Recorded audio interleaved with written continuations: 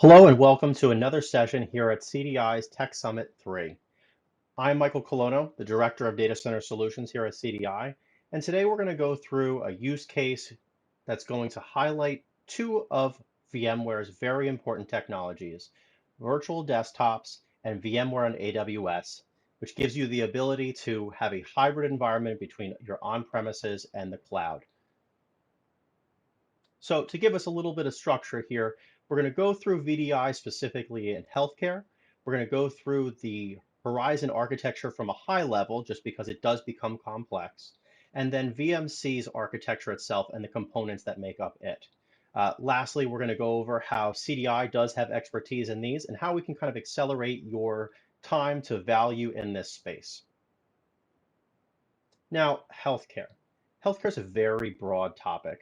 A lot of different industries and companies can fit into this topic, and really we have to focus in on a couple different places. So doctors' offices, hospitals, even the insurance providers that process the different payments once you have a medical visit. Each one of these has a lot of different use cases that can be used for virtual desktops to provide portability and ease of use and operational efficiency, that are the main kind of use cases for VDI in general. But the use case that we're going to go over a little bit later in this really was, for a healthcare system, hospitals and things like that. This particular customer was very lucky that they did start this process of extending into that hybrid mentality prior to COVID. So really, this particular customer was able to extend their infrastructure and expand in a bursting mentality without too much problems and being able to suffer the ability to serve their customers.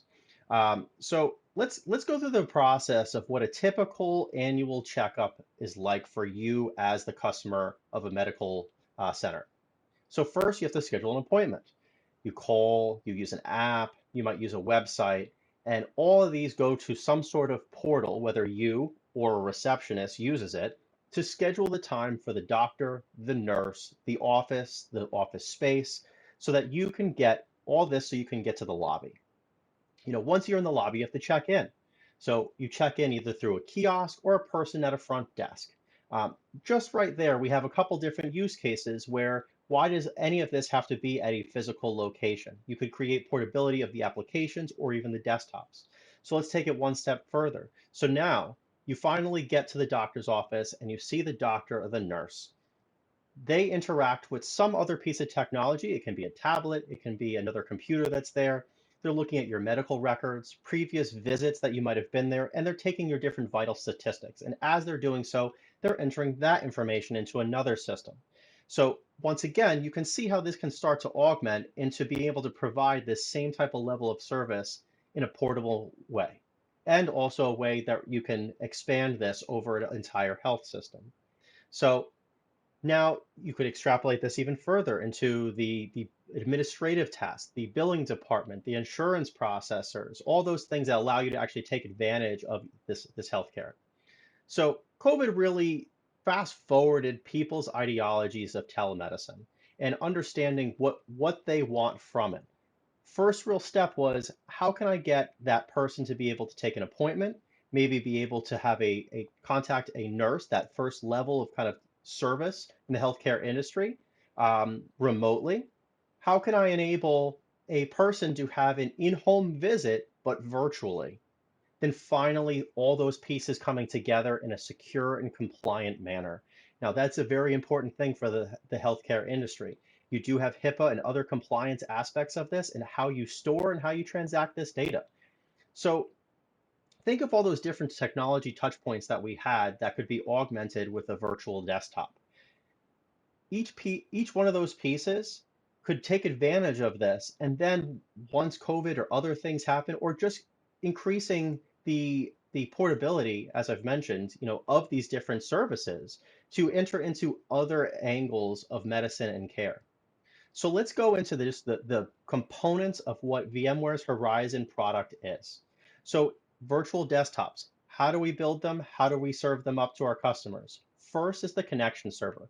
Just like it says, it's one of the first connection points that the users go to. Usually it's used for if you're already inside an environment, if you're on premises. This is where users are authenticated. It is a broker for those different connections, and it's your administrative portal for when you actually connect into these desktops and start building them into pools. Next, you have the unified gateway. Now, this is important. This used to be the security server, but this is really your DMZ. This is your firewall to be able to get in from the outside of your environment. This is where only certain protocols and certain ports are open to be able to access this environment and be able to crack that down so no one else can really get in there. Next is your composer. Now, only certain aspects of virtual desktops will use this, but it is an important one. It was really the first way to augment desktops even further and create more efficiencies in the way that they're built. Finally, you have the two other components. You have the agent and the client. Agent, of course, is what's on the desktop as itself. It's that second point, just like VMware is the point of entry in terms of augmenting your physical into virtual. This is your point of entry in terms of being able to serve your desktops up and augment that initial desktop image into actually speaking to the desktop that you're connecting to. And finally, you have your personal connection point, which is the client, which is usually either HTML or is a thick client like an application that's installed on a device, whether it's a computer or a tablet or something of that nature. Um, so next, let's go into how these pieces really fit together. You have, once again, the clients and the points of entry if you're inside the environment, the connection server, and if you're going through the internet, usually the unified access gateway. And that, once again, is for that secure capability of access. Next you go into the actual pools that you create. So there's different ways to do so. You have the application pools, which could be similar to just providing a work like it shows here in terms of Microsoft applications or Adobe Acrobat, so that you don't actually need an entire desktop, you just need an application. Then you have the desktop pools themselves. I'm able to create these different pools of desktops to look and feel the same based on possibly roles someone might have in an organization. All with the user environment manager, which is actually the dynamic manager now, to be able to create a similar look and feel, whether it's a physical or a virtual desktop. Next, you have the two different types of technology that have really helped to augment this. People really started with persistent desktops where things were just like the one that might be under your desk today, to the laptop that's in front of you. These really first started that. The linked clones is really an augmentation of being able to present from one image multiple desktops that's built off of that. And kind of like people are used to the idea of change block tracking. Think of something along those lines. Then instant clones is another aspect of that based on APIs and directly talking to the different aspects within the Horizon system. Next, you have app stacks. App stacks entered in a whole nother way of stacking different applications together, whether virtual or physically installed into a server, to present these applications into desktops and present them into a stack of applications for particular use cases. Now, why this is important, just like a virtual desktop, if I have one place to update the desktop itself, and that might serve 10,000 desktops. Now I have one place to update an application, and it might go to 20,000 desktops all throughout my environment. So we went through the components of what Horizon really is. Next, we really need to get into the building blocks and how those blocks build pods.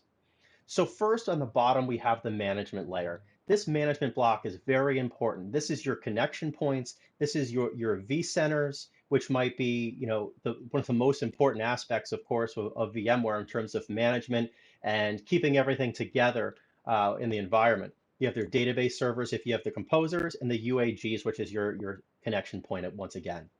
On top of that, you have your resource blocks. So you have your desktop and application pools. Then you have the actual compute clusters that are serving these up and they're being hosted on these. Next, you have your storage. So your storage, once again, can be vSAN, which is VMware's virtual storage component. Then it could also be three-tier, like a Dell EMC array. Next, you have the actual networking that's communicating between these. So why this is important, why the components building into the blocks is important, because then this, what we see on the screen right now, is a single pod. When we start to extrapolate this stuff out, you can see on the left here, we start to look at some of the maximums. And maximums are important, but really the recommendation for some of these different components becomes even more important because you need scalability, yes. You need room to breathe, yes. You need the ability to do maintenance, yes. So if you look at these, 12,000 desktops per pod, 4,000 desktops per connection server, 7 connection servers per pod, and 2,000 connections per UAG. So you can think if I have tens of thousands of desktops, you can see how this becomes complex very quickly. So Cloud Pod is really just the federation or grouping, the interconnectivity of these different pods together. So you can see that we can have 50 total pods, that's 75,000 sessions of desktops, 5 different sites connected together, and 50 connection servers. So why this is important, this cloud pod architecture, is it's not just on premises. It's also for VMware on AWS or VMC. And why that's perfect is because now it gives you that hybridity that a lot of companies are after and looking for in terms of being able to provide more services faster. So let's dive into VMware Cloud on AWS a little bit more. So there's 3 main components. First, there's the vSphere that everybody knows and loves and your on-premises people are used to administering. Next, you have vSAN, which once again is the software-defined storage layer. Why this is important is because you're given from AWS compute nodes that each node has localized disk. And that localized disk through the software-defined storage is presenting a layer that you can consume for your desktops or whatever your workload is. Lastly, you have NSX, which is your software-defined networking. And why this is important is because it gives you lots of different aspects that you can take advantage of, not just the extending of your networks from on-premises to the cloud, but also other rich features like load balancing, micro-segmentation. So let's take VDI like we've been talking about. Micro-segmentation becomes very important. Think of an external vendor. Think of the person that's processing a bill. Do you think the person that's processing the bill needs access to the patient information? No, they do not. But with micro-segmentation, I can fence off all these different desktops by, let's say, the Active Directory group that that person's responsible for, or the desktop pool that they're accessing, and know that as this person travels between different tasks, they might be entitled to different things and be able to connect to different things in that desktop. How perfect is that to be able to do that? Next, we have the breakdown of responsibilities. So as I mentioned, the best part of this is you don't have any responsibilities in the data center anymore. AWS is taking that over for you. They own the compute. They own the firmware. They own all those interoperability matrices, within that environment. And VMware is who's responsible for the software layer of this. So all rolling upgrades and things like that are their responsibility. It actually elastically adds a node if you need one in the case of maintenance so that it can add there and you're not hitting any walls of contention during that period of time. Same thing goes if there was an actual hardware malfunction. HA and other things protect you in that instance, and they add and remove a node as necessary. Now, on here as well, you have that there's ways to consume this through a partner like ourselves. So CDI can deliver all the services and all the support around VMC, and most importantly, can be a managed service entry for this. So you can actually come to CDI, and if you're not looking to consume this in a normal manner through VMware's program, you could come to us and consume it through our capabilities. So why VMC? So first, as a service, so many customers are coming to us and looking for that OpEx model. People want to be able to pay for what they consume, not buy and plan for 3 to 5 years worth of compute and storage. So this gives them a building block that is able to scale without actually having to worry about owning it, because it can even go down in size, which is something that's very rare in these environments. And it's consistent. Your administrators are already used to VMware's technology and how to administer it. It's all the same inside the cloud as well. Next is portability. My same workloads with ease, I can move on premises to the cloud. I can move it back and forth, and it can be my kind of edge or gateway to native cloud workloads. I can connect into the native cloud services that my company might be taking advantage of or trying to take advantage of. Next, it's already integrated into all these different systems and already tested and validated. Now, another important aspect is how do I actually connect my systems to VMC? There's several different ways. The most standard ways are normally an IPsec VPN tunnel, or really on the bottom there, which is direct connect. Now, not everybody is able to do direct connect. Usually there's some limitations in terms of cost on usability. If you're already in a co-location, then most co-locations are able to take advantage of this. Now, why this is so great is because you're not impacted by traffic in and out of the cloud, where normally you would be charged for traffic that's coming back out of the cloud. It's also very easy in terms of allowing other workloads to connect in as well. Now, all of this really comes down to you're looking to extend your networks into the cloud. There's one more thing that's not listed here, and that's really the HCX. And why I removed that from this presentation is VMware themselves has started to really think of it more as a temporary solution for migrations or instant access. So you heard me talk about compliance and security. So for this particular use case, we are talking about healthcare. So the bottom left there, you have HIPAA. What it doesn't get more important for compliance for around HIPAA for the healthcare. So really what the best thing for this particular customer was they already had this stamp of approval. There didn't need to be any hesitations on the platform itself. It was more just checking and balancing the different aspects of security of how to connect and the data getting into there. So why Horizon on VMware on AWS? So in a previous slide, you saw how I'm able to federate in a cloud pod architecture between on-prem and on VMC. That gives you such great portability of your different workloads, and it also gives you feature parity. Almost all of the features of Horizon are also offered in the cloud. So if you're looking for vGPUs, if you're looking to use your same persona management like the UEM or now dynamic user environment manager, if you're looking to use your instant clones and other aspects with Windows 10 or Linux, that's all supported in the cloud as well. So why Horizon on VMC? So first, data center expansion. I'm looking to expand my data center and the things I'm looking to host there, but I don't want to pay for them, in a CapEx model. I want to pay for what I'm actually consuming. Next, temporary desktop capacity or just server capacity, that ideology of bursting. I'm a financial institution. I'm a retailer. I'm a hospital during COVID. Think of all these situations where there's an increased demand or even increased demand for a remote user.